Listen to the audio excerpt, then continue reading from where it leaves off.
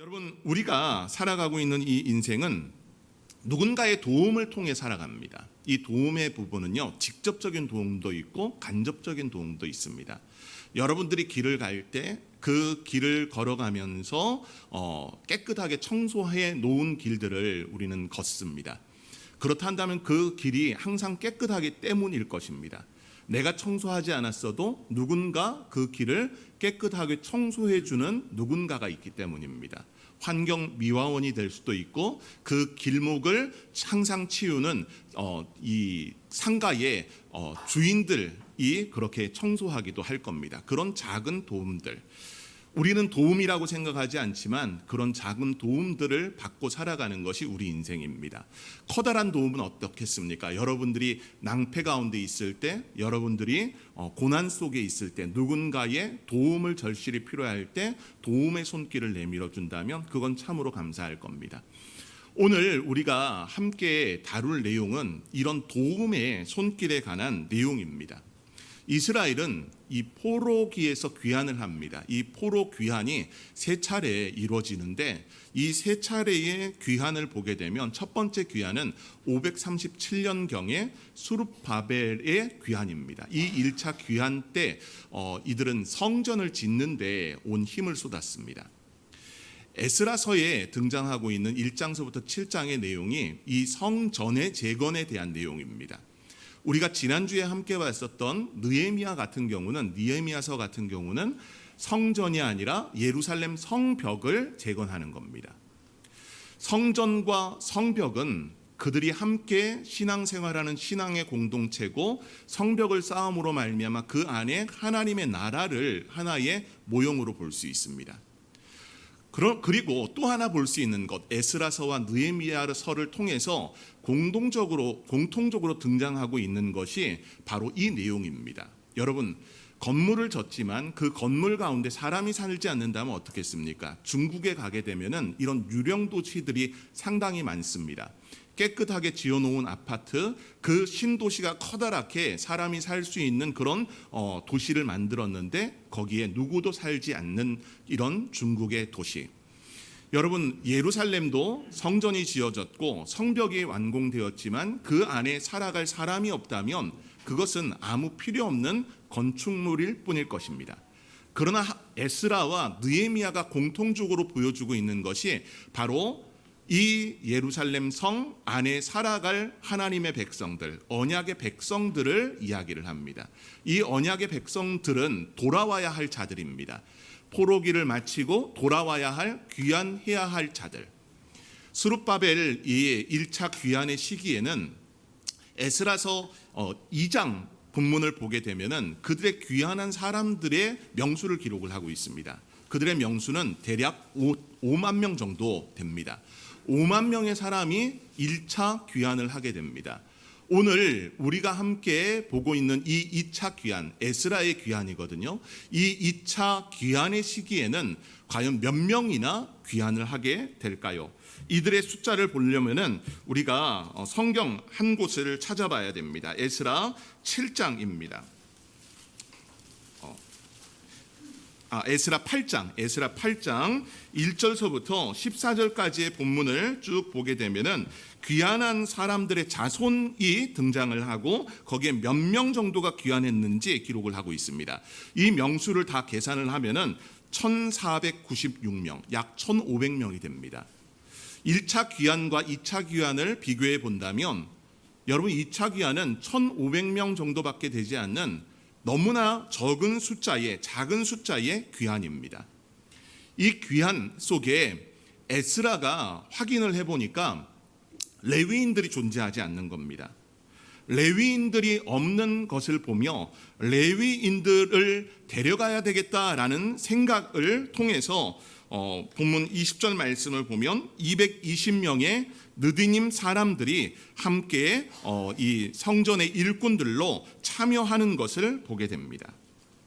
여러분, 오늘 이 본문을 보게 되면은 아하와 강가라는 곳이 등장을 해요. 이곳이 어디냐 하면은 지도를 한 장 좀 보여주시기 바랍니다. 우리가 지도를 잠깐 보게 되면 여기 이제 주황색 길이 이 에스라 시대 때 귀환했던 루트입니다. 귀환의 루트인데 요걸 이제 조금 좀 확대할 수 있으면 좋은데 바벨론이라고 하는 곳 바로 옆에 보게 되면은 이 강이 두 개가 있습니다. 티그리스 강과 유브라데 강입니다. 근데 이 유브라데 강가 바로 옆 있는 곳에 바벨론이라고 하는 곳이 있는데 그곳에 보게 되면은 아하와라고 하는 지역이 있습니다. 지금의 지명과는 다릅니다.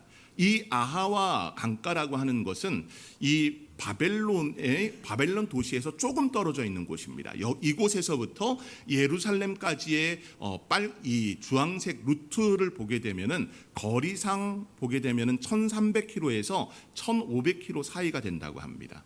1,300km에서 1,500km. 우리로 좀 이야기한다면 서울, 부산을 왕복을 한 번 반 해야 되는 것. 그 정도의 거리라고 이야기를 합니다. 이 에스라의 그 귀환을 보게 되면은 이 귀환의 장면이 소수의 사람들이지만 그 소수의 사람들뿐만이 아니라 함께 할 수 있는 자들을 위해 기도하는 모습, 또 그들을 기다리는 모습 다양하게 보여줍니다. 오늘 이 본문을 좀 함께 보려면요, 8장 1절서부터의 그 본문을 쭉 봐야 되는데 15절 말씀을 우리가 함께 봅시다. 15절 말씀을 보면 내가 무리를 아하와로 흐르는 강가에 모으고 거기서 3일 동안 장막에 머물러 백성과 제사장들을 살핀즉 그 중에 레위 자손이 한 사람도 없는지라. 이스라엘 사람의 귀환은 바벨론에서 이제 선포가 되고 나가지고 이들이 어디에 모이냐? 아하와 강가에 모이게 됩니다. 이 기다리는 시간, 3일 동안의 시간은 사람들이 와야 되잖아요. 오는 그 시간들이 있기 때문에 3일의 시간을 기다렸습니다. 그런데 그들을 조사해 보니까 레위 자손이 없는 겁니다. 아니, 예루살렘 성전이 지어졌고 그 성전에서 수종 들어야 할 레위 사람들, 제사장들, 또 여러 성전의 일꾼들이 없는 것을 보면서 학사 에스라는 그들을 모으기로 결단을 합니다. 그래서 본문인 17절 말씀을 보게 되면은 가시비아 지방으로 보내어 그곳 족장 이또에게 나아가게 하고 이또와 그의 형제 곧 가샤바 지방에 사는 느디님 사람들에게 할 말을 일러주고 우리 하나님의 성전을 위하여 섬길 자를 데리고 오라 하였더니라고 말씀을 해요. 그래서 사람을 보냈고 그곳에 있는 느디님 사람에게 말해서 그들을 데려오는데 그들이 어떤 사람일까요? 우리 하나님 성전을 위해서 섬길 자라고 했습니다.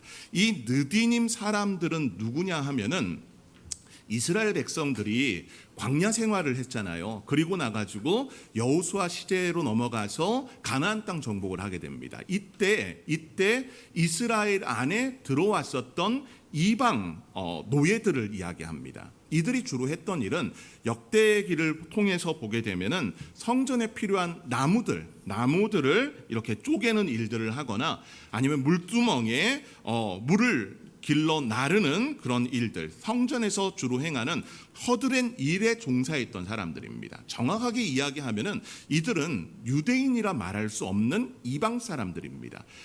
이들의 그 숫자 안에도 사실 들어오지 못했던 사람들이지만은 이 에스라의 귀환 속에는 이런 사람들의 명수까지 다 포함이 되고 이런 사람들이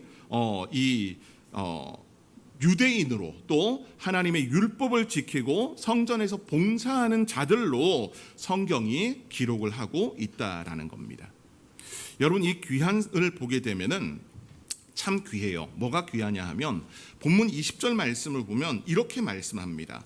다윗과 방백들이 레위 사람들을 섬기라고 준 느디님 사람 중 성전 일꾼은 220명이었는데 그들은 모두 지명받은 이들이었더라라는 겁니다.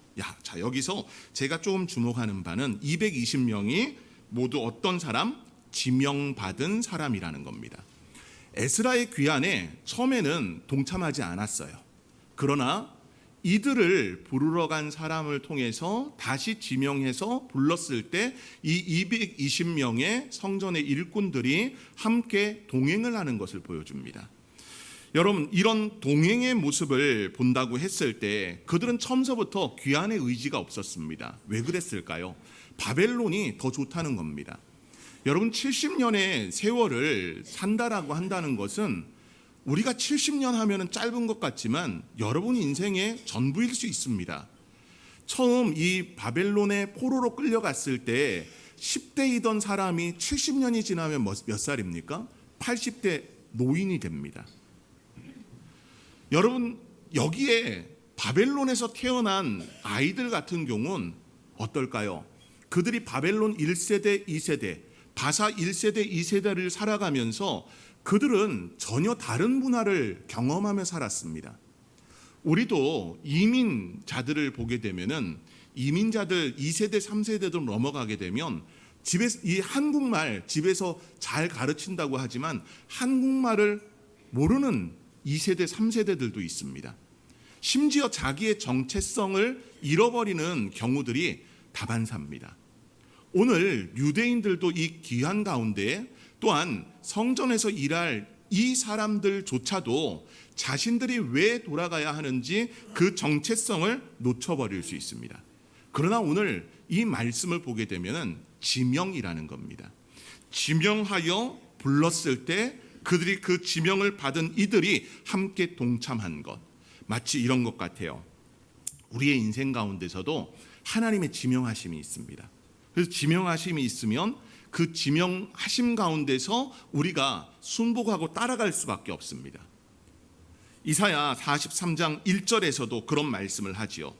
야곱아, 너를 창조하신 여호와께 지금 말씀하시느니라.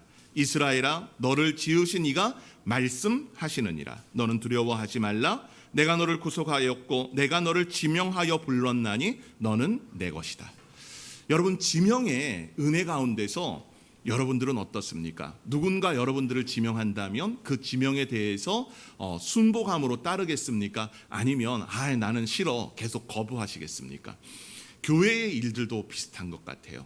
교회에서 어떤 일을 하든지 봉사의 일을 할 때 여러분들을 콕 지명할 때가 있습니다. 그러면 그 지명 가운데서 순복하는 성도가 있고 콕 지명을 하면 전 싫어요, 저 못해요, 발을 빼는 성도도 있습니다. 여러분, 지명 가운데 오늘 이 220명의 사람이 기쁜 마음으로 저는 따랐을 것이라 생각을 합니다. 여러분, 삶을 포기하고 버리며 따라야 할 이 사람들, 오늘 이 사람들의 모습이 현실을 편안하게 안주하며 살아갈 수 있지만 신앙의 모험을 믿음의 사람들과 옮겨갔다는 것, 그것을 잘 기억했으면 좋겠습니다. 자, 오늘 본문으로 들어가 봅시다. 21절 말씀을 보면 그런 배경에서 이제 아와 강가에서 에스라가 금식을 선포합니다. 이 금식의 선포는 무엇 때문에 선포하는 것이겠습니까? 이 귀한 1400km 이상을 이제 되돌아와야 되는 과정을 위해서 금식을 선포한 겁니다. 금식의 선포의 모습을 보게 되면은 이렇습니다. 우리 하나님 앞에서 스스로 겸비하여 우리와 우리 어린아이와 모든 소유를 위하여 평탄한 길을 그에게 강구하였으니. 여러분, 1400km를 옮겨간다는 것, 당시에는 여러분 기차가 또 없었고 비행기도 없었습니다. 도보로 걸어가야 했어요. 중동의 사막 지역을 걸어간다는 것은 결코 쉬운 일이 아닙니다. 하루에 보통 사람이 걸어갈 수 있는 거리, 군대를 갔다 온 젊은이들 같은 경우는 40km 행군을 해봤을 겁니다. 근데 매일같이 40km를 걸을 수는 없습니다. 보통 걷는다고 한다면 20km에서 30km를 걷게 됩니다. 하루에 걸을 수 있는 거리가 그렇다는 거예요. 그러면 1400km니 그 길이 얼마만큼의 나날들이겠습니까? 적어도 70일 정도, 50일에서 70일 정도는 계속해서 걸어가야 했습니다. 성경 본문을 보게 되면은 이들이 예루살렘까지 들어가는데 걸린 시간이 약 4개월의 시간이라고 이야기를 합니다. 4개월의 시간을 계속해서 이동해 나갑니다. 물론 이 4개월 안에 11일은 빼야 됩니다. 아와 강가에서 이 유대인들을 기다리고 또 레위인 섬길 자들을 기다리는 시간들 11일이 있었기 때문에 그 시간들은 빼야 될 겁니다. 적어도 이런 4개월의 시간을 계속해서 이동을 하는 데 있어서 그들은 어려움이 있습니다. 어떤 어려움이겠습니까? 오늘날에는 강도 이런 부분이 좀 없지만 과거 시대에는 이동을 하는 곳곳마다 도적대들, 강도들이 항상 존재했습니다. 그렇기 때문에 이 이동의 그 과정에 하나님께서 인도해 주시기를 위하며 금식을 선포하는 겁니다. 하나님 앞에 금식의 선포의 부분, 여러분 이 금식을 선포한다는 것은 하나님 앞에 집중하겠다는 겁니다. 금식하겠다는 것은 곧 기도하겠다는 것이고 그 기도에 집중해 가겠다는 것을 이야기를 합니다. 여러분 이 공동체가 지금 귀환을 하는 데 있어서 금식을 하는 이유는 하나님의 보호하심을 구하고 있는 겁니다. 우리의 어린아이 모든 소유를 위하여 평탄한 길을 그에게 간구했다. 평탄한 길을 구하고 있었다는 겁니다. 여러분 금식의 선포, 오늘날 우리도 금식을 선포할 때가 있습니다. 지난주에 제가 언제 여러분들에게 금식을 선포한다라고 말씀을 드렸습니다. 금식의 선포 왜 합니까? 하나님 앞에 집중하기 위해서입니다. 지금 당하고 있는 이 어려움들을 극복해 나가기 위해서 하나님 앞에 금식하는 겁니다. 여러분 그런데 학사 에스라 정도 되면은 금식이 아니라 충분히 이 모든 일들을 해결할 수 있었을까요? 없었을까요? 있었습니다. 이 에스라 같은 경우는 에스라가 왕에게, 아닥사스다 왕에게 말만 하면 됩니다. 말만 하면 모든 문제가 다 해결됩니다. 왜냐하면은 왕에게 도움을 구하면 되기 때문입니다. 성경을 우리가 함께 봐볼까요? 에스라 7장 6절 말씀을 보게 되면은 에스라 7장 6절 말씀입니다. 이 말씀을 우리 함께 보겠습니다. 시작.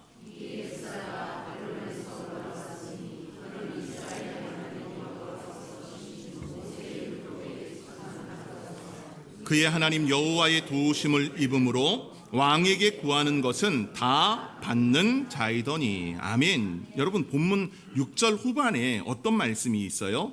그의 하나님 여호와의 도우심을 입음으로 왕에게 구하는 것을 다 받는 자이더니. 왕께 구하기만 하면 왕이 어떻게 한다는 겁니까? 다 허용을 해준다는 겁니다. 그러면 이 에스라 같은 경우는 왕에게 나가서 우리가 돌아가는 이 귀환의 길에 마병과 또 보병들을 붙여달라라고 이야기할 수 있습니까? 없습니까? 있습니다. 그런데 학사 에스라는 그렇게 행하지 않습니다. 이유가 무엇이냐? 본문 22절에 나옵니다.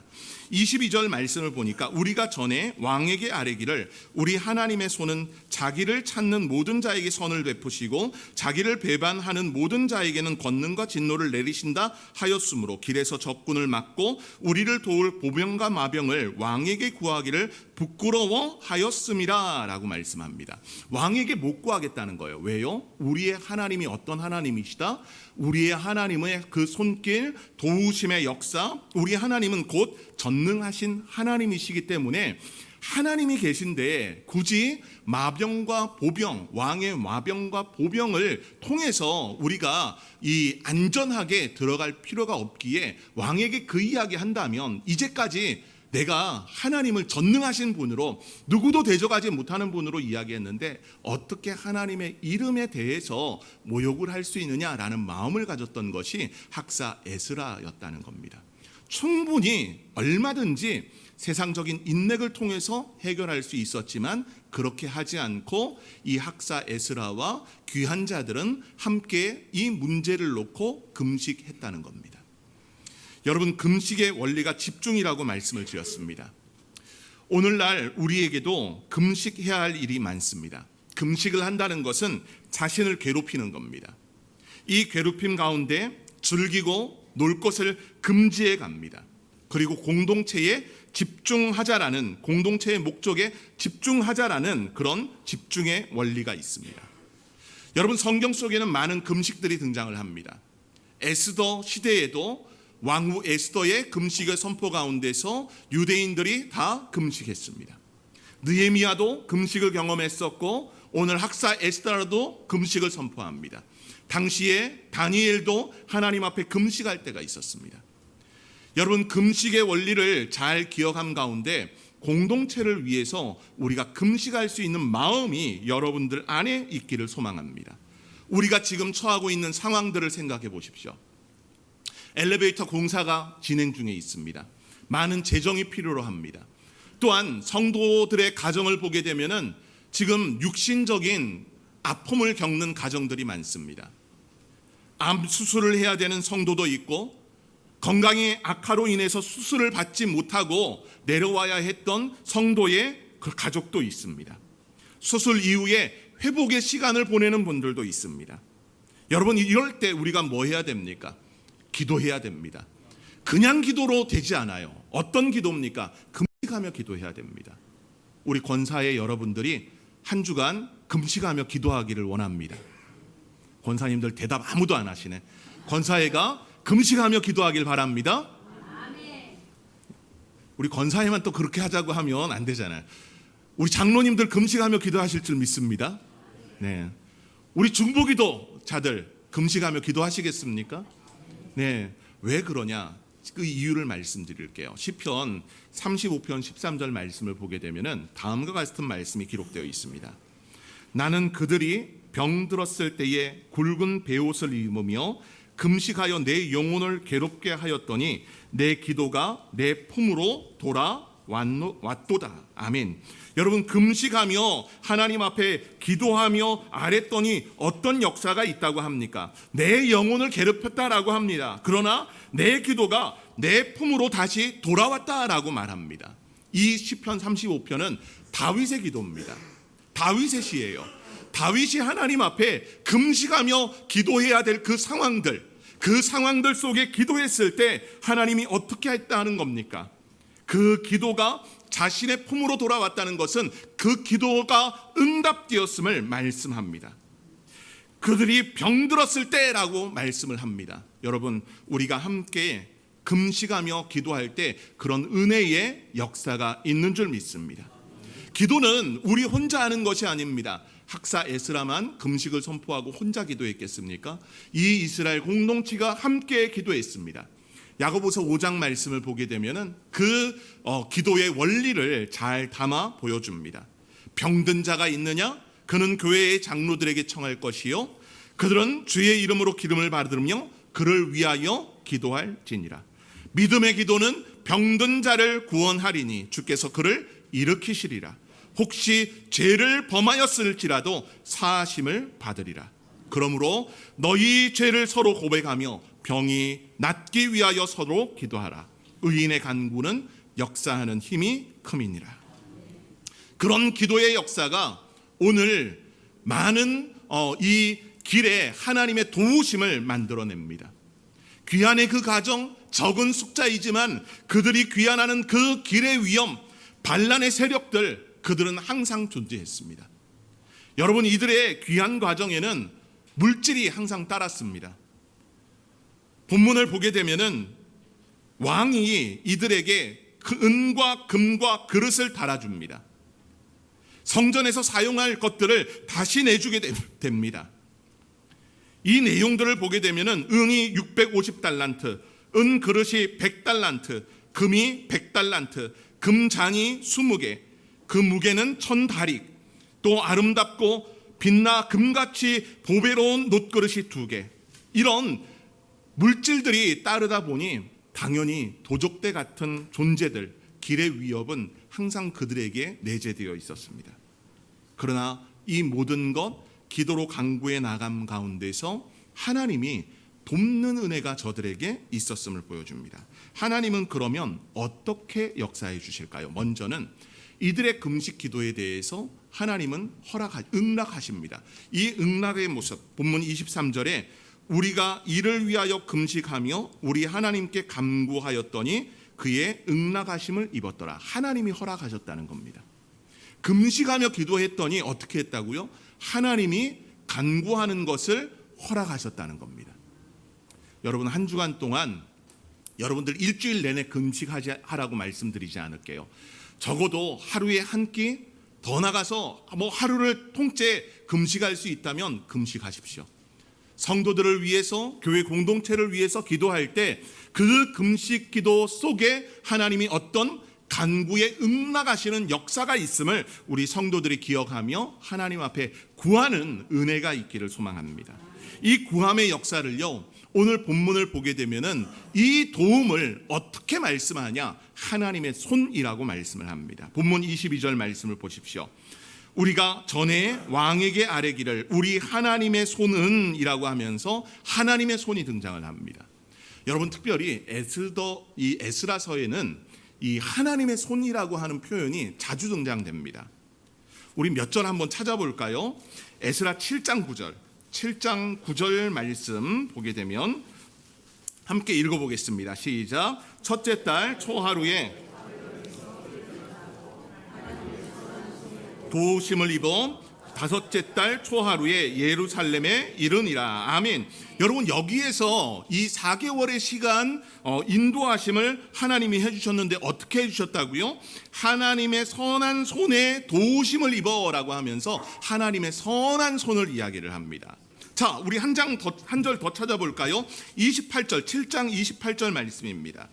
7장 28절 말씀 우리 다시 한 목소리로 봅니다. 또 시작. 또 나로 왕과 그의 보좌관들 앞과 왕의 권세 있는 모든 방백의 앞에서 은혜를 얻게 하셨도다. 내 하나님 여호와의 손이 내 위에 있으므로 내가 힘을 얻어 이스라엘 중에 우두머리를 모아 나와 함께 올라오게 하였노라. 아멘. 예, 오늘 이 7장 28절에도 무엇을 말합니까? 여호와의 손, 하나님 여호와의 손이 어디 있다? 내 위에 있으므로 내가 힘을 입었다라고 말씀합니다. 8장 18절 말씀 한 절 더 봅시다. 8장 18절 말씀 시작. 우리 하나님의 선한 손에 도우심을 입고 그들이 이스라엘 자손 레위의 아들 말리의 자손 중에서 한 명철한 사람을 데려오고 또 세레바와 그의 아들들과 형제 18명과 라고 하면서 레위 사람을 데려오는데도 뭐가 있었다는 거예요? 하나님의 선한 손에 도우심. 우리 한 절만 더 찾아봅시다. 오늘 본문도 있지만 바로 8장 31절 말씀, 8장 31절 말씀입니다. 우리가 함께 봅니다. 시작. 첫째 달 12일에 우리가 아와 강가를 떠나 예루살렘으로 갈새 우리 하나님의 손이 우리를 도우사 대적과 길에 매복하는 자의 손에서 건지신지라. 아멘.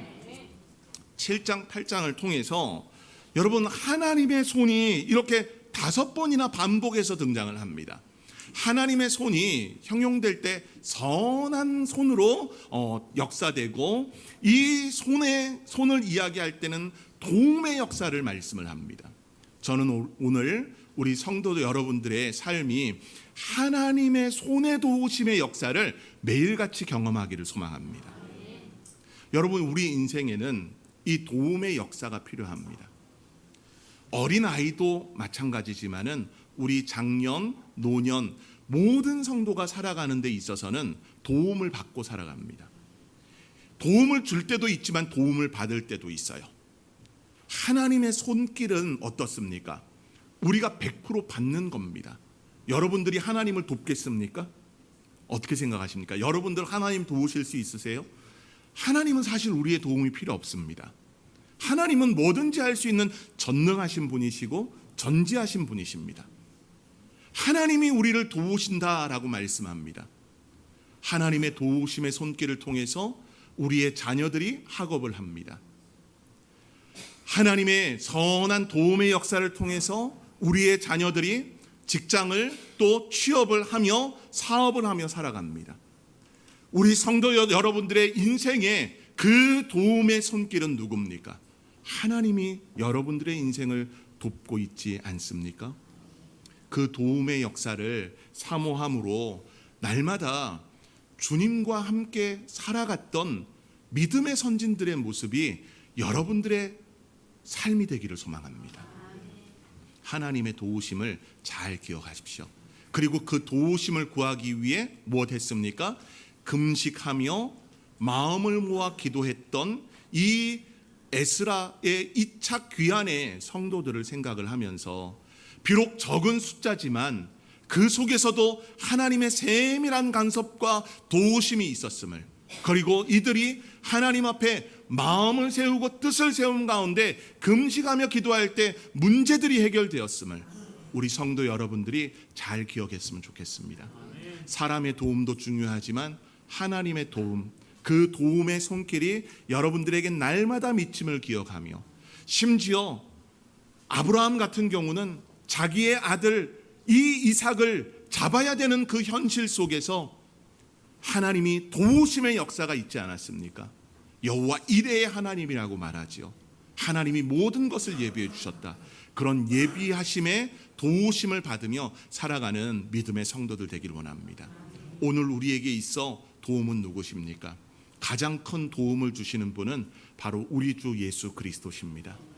우리의 영혼을 구원하기 위해 이 땅에 오신 주님, 예수 믿는 그 믿음 안에 있으면 모든 문제가 해결되고 죄의 모든 것들이 사함을 얻습니다.